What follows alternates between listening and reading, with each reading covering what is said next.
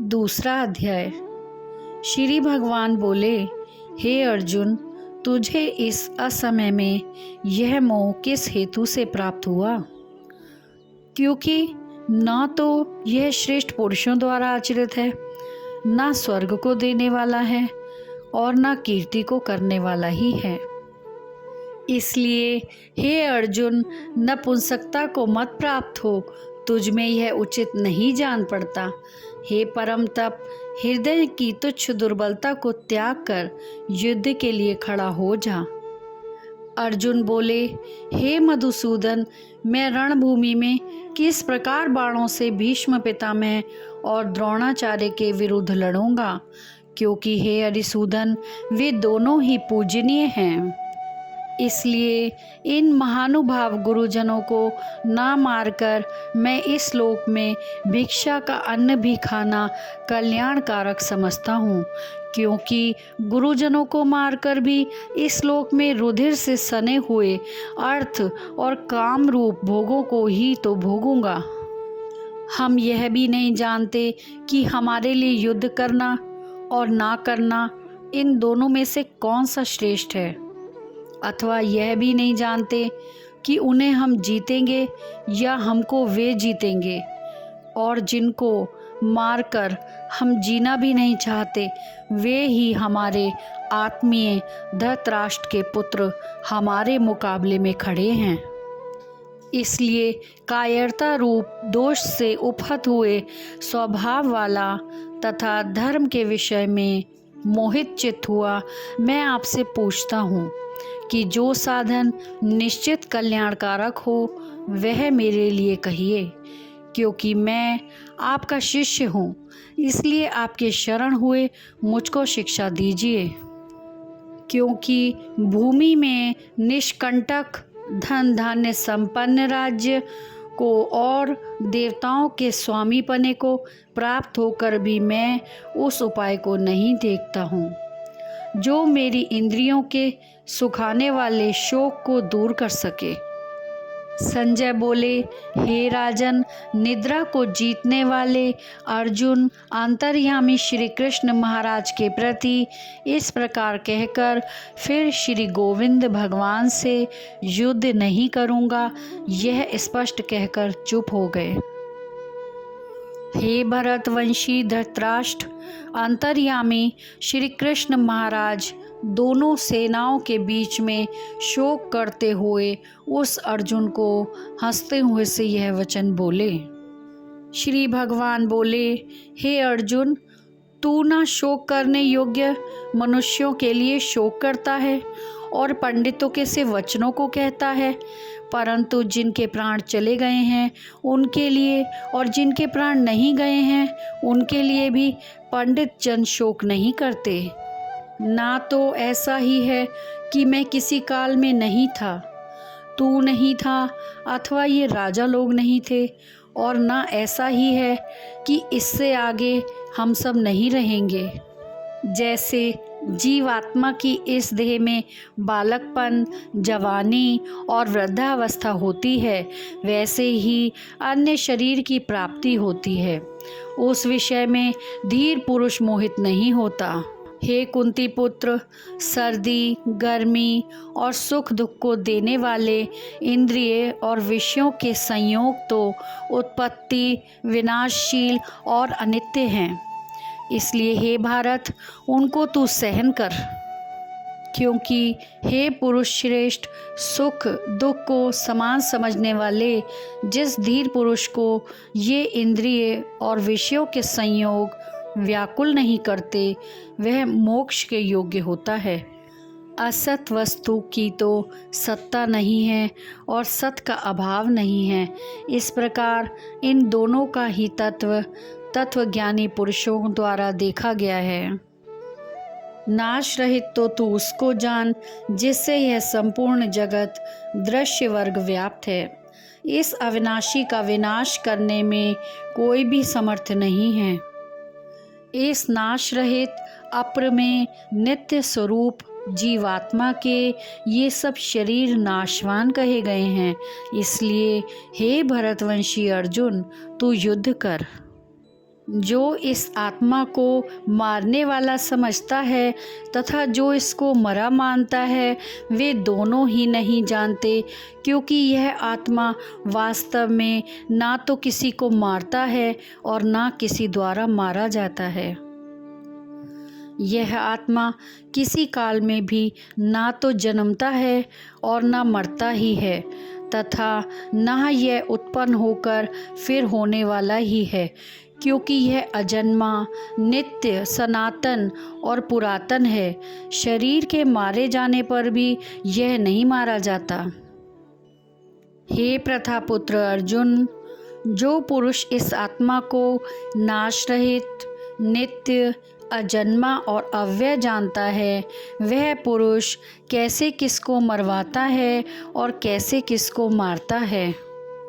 जैसे मनुष्य पुराने वस्त्रों को त्याग कर दूसरे नए वस्त्रों को ग्रहण करता है, वैसे ही जीवात्मा पुराने शरीरों को त्याग कर दूसरे नए शरीर को प्राप्त होता है। इस आत्मा को शस्त्र नहीं काट सकते, इसको आग नहीं जला सकती, इसको जल नहीं गीला कर सकता और वायु सुखा नहीं सकती, क्योंकि यह आत्मा अच्छेद्य है। यह आत्मा अदा है, अक्लेय है और निसंदेह अशोष्य है, तथा यह आत्मा नित्य, सर्वव्यापी, अचल, स्थिर रहने वाला और सनातन है। यह आत्मा अव्यक्त है, यह आत्मा अचिंत्य है और यह आत्मा विकार रहित कहा जाता है। इससे हे अर्जुन, इस आत्मा को उपयुक्त प्रकार से जानकर तू शोक करने के योग्य नहीं है, अर्थात तुझे शोक करना उचित नहीं है। किंतु यदि तू इस आत्मा को सदा जन्मने वाला तथा सदा मरने वाला मानता हो, तो भी हे महाबाहो, तू इस प्रकार शोक करने योग्य नहीं है, क्योंकि इस मान्यता के अनुसार जन्मे हुए की मृत्यु निश्चित है और मरे हुए का जन्म निश्चित है। इससे भी इस बिना उपाय वाले विषय में तू शोक करने योग्य नहीं है। हे अर्जुन, संपूर्ण प्राणी जन्म से पहले अप्रकट थे और मरने के बाद भी अप्रकट हो जाने वाले हैं, केवल बीच में ही प्रकट हैं। फिर ऐसी स्थिति में शोक क्या करना। कोई एक महापुरुष ही इस आत्मा को आश्चर्य की भांति देखता है और वैसा ही दूसरा कोई महापुरुष ही इसके तत्व का आश्चर्य की भांति वर्णन करता है, तथा दूसरा कोई अधिकारी पुरुष ही इसे आश्चर्य की भांति सुनता है और कोई कोई तो सुनकर भी इसको नहीं जानता। हे अर्जुन, यह आत्मा सबके शरीरों में सदा ही अवध्य है। इस कारण संपूर्ण प्राणियों के लिए तू शोक करने के योग्य नहीं है, तथा अपने धर्म को देखकर भी तू भय करने योग्य नहीं है, अर्थात तुझे भय नहीं करना चाहिए, क्योंकि क्षत्रिय के लिए धर्मयुक्त युद्ध से बढ़कर दूसरा कोई कल्याणकारी कर्तव्य नहीं है। हे पार्थ, अपने आप प्राप्त हुए और खुले हुए स्वर्ग के द्वार रूप इस प्रकार के युद्ध को भाग्यवान क्षत्रिय लोग ही पाते हैं। किंतु यदि तू इस धर्मयुक्त युद्ध को नहीं करेगा, तो स्वधर्म और कीर्ति को खोकर पाप को प्राप्त होगा, तथा सब लोग तेरी बहुत काल तक रहने वाली अपकीर्ति भी कथन करेंगे, और माननीय पुरुष के लिए अपकीर्ति मरण से भी बढ़कर है। और जिनकी दृष्टि में तू पहले बहुत सम्मानित होकर अब लघुता को प्राप्त होगा, वे महारथी लोग तुझे भय के कारण युद्ध में हटा हुआ मानेंगे। तेरे वैरी लोग तेरे सामर्थ्य की निंदा करते हुए तुझे बहुत से ना कहने योग्य वचन भी कहेंगे। उससे अधिक दुख और क्या होगा। या तो तू युद्ध में मारा जाकर स्वर्ग को प्राप्त होगा, अथवा संग्राम में जीतकर पृथ्वी का राज्य भोगेगा। इस कारण हे अर्जुन, तू युद्ध के लिए निश्चय करके खड़ा हो जा। जय, पराजय, लाभ, हानि और सुख दुख को समान समझकर उसके बाद युद्ध के लिए तैयार हो जा। इस प्रकार युद्ध करने से तू पाप को नहीं प्राप्त होगा। हे पार्थ, यह बुद्धि तेरे लिए ज्ञान योग के विषय में कही गई और अब तू इसको कर्म योग के विषय में सुन। जिस बुद्धि से युक्त हुआ तू कर्मों के बंधन को भली भांति त्याग देगा, अर्थात सर्वथा नष्ट कर डालेगा। इस कर्मयोग में आरंभ का अर्थात बीज का नाश नहीं है और उल्टा फल रूप दोष भी नहीं है, बल्कि इस कर्मयोग रूप धर्म का थोड़ा सा भी साधन जन्म मृत्यु रूप महान भय से रक्षा कर लेता है। हे अर्जुन, इस कर्मयोग में निश्चयात्मिका बुद्धि एक ही होती है, किंतु अस्थिर विचार वाले विवेकहीन सकाम मनुष्यों की बुद्धियां निश्चय ही बहुत भेदों वाली और अनंत होती हैं।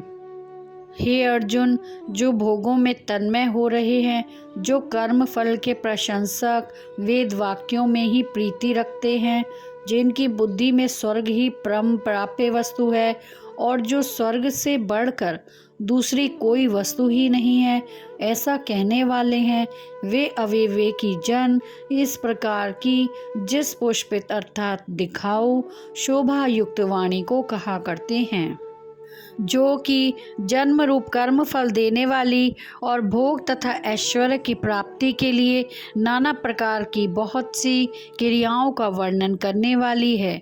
उस वाणी द्वारा जिनका चित्त हर लिया गया है, जो भोग और ऐश्वर्य में अत्यंत आसक्त हैं, उन पुरुषों की परमात्मा में निश्चयात्मिका बुद्धि नहीं होती। हे अर्जुन, वेद उपयुक्त प्रकार से तीनों गुणों के कार्य रूप समस्त भोगों और उनके साधनों का प्रतिपादन करने वाले हैं। इसलिए तू उन भोगों और उनके साधनों में आसक्तिहीन, हर्ष शोकादि द्वंद्वों से रहित, नित्य वस्तु परमात्मा में स्थित योग क्षेम को ना चाहने वाला और स्वाधीन अंतःकरण वाला हो। सब ओर से परिपूर्ण जलाशय के प्राप्त हो जाने पर छोटे जलाशय में मनुष्य का जितना प्रयोजन रहता है, ब्रह्म को तत्व से जानने वाले ब्राह्मण का समस्त वेदों में उतना ही प्रयोजन रह जाता है। तेरा कर्म करने में ही अधिकार है, उनके फलों में कभी नहीं। इसलिए तू कर्मों के फल का हेतु मत हो तथा तेरी कर्म ना करने में भी आसक्ति ना हो। हे धनंजय, तू आसक्ति को त्याग कर तथा सिद्धि और असिद्धि में समान बुद्धि वाला होकर योग में स्थित हुआ कर्तव्य कर्मों को कर। समत्व भाव ही योग कहलाता है। इस समत्व बुद्धि योग से सकाम कर्म अत्यंत ही निम्न श्रेणी का है। इसलिए हे धनंजय, तू समबुद्धि में ही रक्षा का उपाय ढूंढ, अर्थात बुद्धि योग का ही आश्रय ग्रहण कर, क्योंकि फल के हेतु बनने वाले अत्यंत दीन हैं। समबुद्धि युक्त पुरुष पुण्य और पाप दोनों को ही इस लोक में त्याग देता है, अर्थात उनसे मुक्त हो जाता है। इससे तू समत्व रूप योग में लग जा। यह समत्व रूप योग ही कर्मों में कुशलता और अर्थात कर्म बंधन से छूटने का उपाय है, क्योंकि समबुद्धि से युक्त ज्ञानी जन कर्मों से उत्पन्न होने वाले फल को त्याग कर जन्म रूप बंधन से मुक्त हो निर्विकार परम पद को प्राप्त हो जाते हैं। जिस काल में तेरी बुद्धि मोह रूप दलदल को भली भांति पार कर जाएगी, उस समय तू सुने हुए और सुनने में आने वाले इस लोक और परलोक संबंधी सभी भोगों से वैराग्य को प्राप्त हो जाएगा। भांति भांति के वचनों को सुनने से विचलित हुई तेरी बुद्धि जब परमात्मा में अचल और स्थिर ठहर जाएगी, तब तू योग्य को प्राप्त हो जाएगा, अर्थात तेरा परमात्मा से नित्य संयोग हो जाएगा। अर्जुन बोले, हे केशव, समाधि में स्थित परमात्मा को प्राप्त हुए स्थिर बुद्धि पुरुष का क्या लक्षण है? वह स्थिर बुद्धि पुरुष कैसे बोलता है, कैसे बैठता है और कैसे चलता है? श्री भगवान बोले, हे अर्जुन, जिस काल में यह पुरुष मन में स्थित संपूर्ण कामनाओं को भली भांति त्याग देता है और आत्मा से आत्मा में ही संतुष्ट रहता है, उस काल में वह स्थित प्रज्ञ कहा जाता है। दुखों की प्राप्ति होने पर जिसके मन पर उद्वेग नहीं होता, सुखों की प्राप्ति में जो सर्वथा निष्प्रह तथा जिसके राग, भय और क्रोध नष्ट हो गए हैं, ऐसा मुनि स्थिर बुद्धि कहा जाता है। जो पुरुष सर्वत्र स्नेह रहित हुआ उस शुभ या अशुभ वस्तु को प्राप्त होकर ना प्रसन्न होता है और ना द्वेष करता है, उसकी बुद्धि स्थिर है। और जैसे कछुआ सब ओर से अपने अंगों को समेट लेता है, वैसे ही जब यह पुरुष इंद्रियों के विषयों से इंद्रियों को सब प्रकार से हटा लेता है, तब उसकी बुद्धि स्थिर है, ऐसा समझना चाहिए। इंद्रियों के द्वारा विषयों को ग्रहण न करने वाले पुरुष के भी केवल विषय तो निवृत्त हो जाते हैं, परंतु उनमें रहने वाली आसक्ति निवृत्त नहीं होती। इस स्थित प्रज्ञ पुरुष की तो आसक्ति भी परमात्मा का साक्षात्कार करके निवृत्त हो जाती है। हे अर्जुन, आसक्ति का नाश न होने के कारण ये प्रमथन स्वभाव वाली इंद्रियां यत्न करते हुए बुद्धिमान पुरुष के मन को भी बलात् हर लेती हैं। इसलिए साधक को चाहिए कि वह उन संपूर्ण इंद्रियों को वश में करके समाहित चित्त हुआ मेरे पारायण होकर ध्यान में बैठे, क्योंकि जिस पुरुष की इंद्रियां वश में होती हैं उसी की बुद्धि स्थिर हो जाती है। विषयों का चिंतन करने वाले पुरुष की उन विषयों में आसक्ति हो जाती है, आसक्ति से उन विषयों की कामना उत्पन्न होती है और कामना में विघ्न पड़ने से क्रोध उत्पन्न होता है। क्रोध से अत्यंत मूढ़ भाव उत्पन्न हो जाता है, मूढ़ भाव से स्मृति में भ्रम हो जाता है, स्मृति में भ्रम हो जाने से बुद्धि अर्थात ज्ञान शक्ति का नाश हो जाता है और बुद्धि का नाश हो जाने से वह पुरुष अपनी स्थिति से गिर जाता है।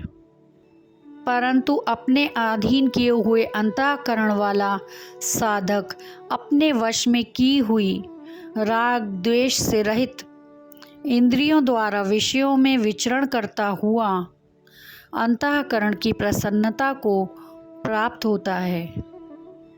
अंतःकरण की प्रसन्नता होने पर इसके संपूर्ण दुखों का अभाव हो जाता है और उस प्रसन्न चित्त वाले कर्म योगी की बुद्धि शीघ्र ही सब ओर से हटकर परमात्मा में ही भली भांति स्थिर हो जाती है।